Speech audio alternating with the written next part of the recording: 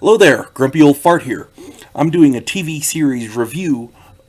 I wanted to do some classic cop shows because there's a lot missing from today's cop shows, and I'm not taking nothing away from them. They're good, but it back in the '60s, '70s, and '80s, there was a difference. They were better, in my opinion, back then. They didn't have all the technology to track criminals. They didn't have all the technology where they could you know solve a crime without ever leaving the freaking office. Excuse me.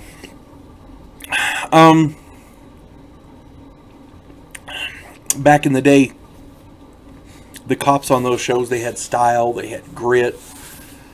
It's hard, again, it's hard to explain. They had a certain something that today's cops are missing, and I can't explain it.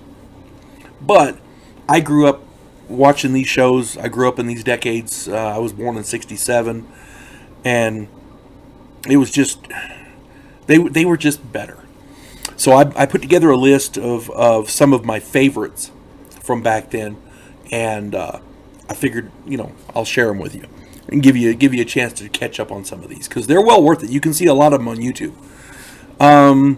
First off, my absolute favorite was Cannon. I was watching that when I was a little kid, and it was just he was my favorite of the bunch because it starred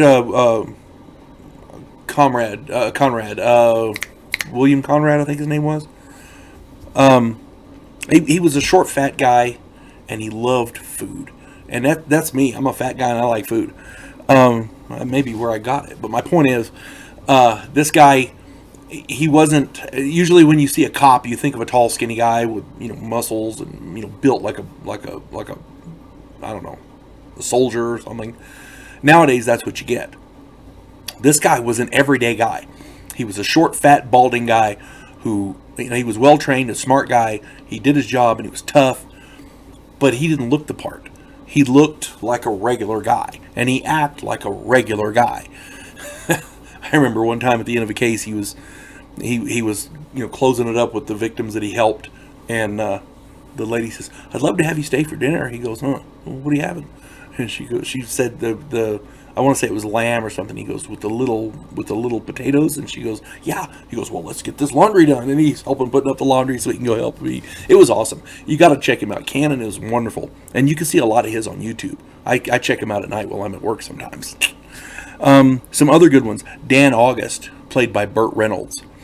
Barnaby Jones, played by Buddy Epson. I want to say that was a spin-off of Cannon. That's why I liked it so much. Dragnet. That's an oldie, and that one's just really great. They did a movie about that one. It was more of a comedy than anything else, but Jack Webb played Sergeant Joe Friday, Detective Sergeant. And man, it was brilliant. Really great show. Hard hitting, just the facts. Just the facts, ma'am. That was the tagline. Perry Mason, played by Raymond Burr. Perry Mason wasn't a cop; he was a lawyer. But it worked out well because it was a crime drama, but it was set in the courtroom as opposed to out on the streets, and it was really good. Columbo with Peter Falk, funny little guy in a bad overcoat, smoking cigars. Man, you can't get away from that. That's just classic shit right there. Hawaii Five-0 with Jack Lord. Kojak with Telly Savalas. He had the lollipop. Who loves you, baby? I love that one. Ironside, played by Raymond Burr. In this one, he played a cop that had been shot. I want to say he was a cop. He'd been shot, and he was in a wheelchair, and now he did consulting work, and he was a private eye and like that. Lots of really great ones. He had the Mod Squad. That was from back in the '60s. That was brilliant. Hippie kids doing the detective thing.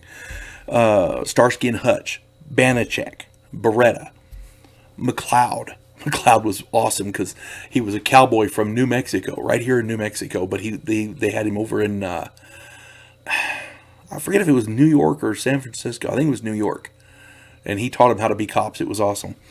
The Streets of San Francisco. That's another good one with Carl Malden. Charlie's Angels. Everybody loves that one. That was 3 hot girls running around beating people up. Adam 12. Adam 12 was one of the original cop shows. I want to say it was a spinoff of Dragnet. It was really, really good. Mannix. I always love that one. Oh, and then for those of you who don't, they want more of a modern take to it. Miami Vice from the mid '80s, I think it was, from the '80s, where they were fighting drug dealers and stuff down in Florida.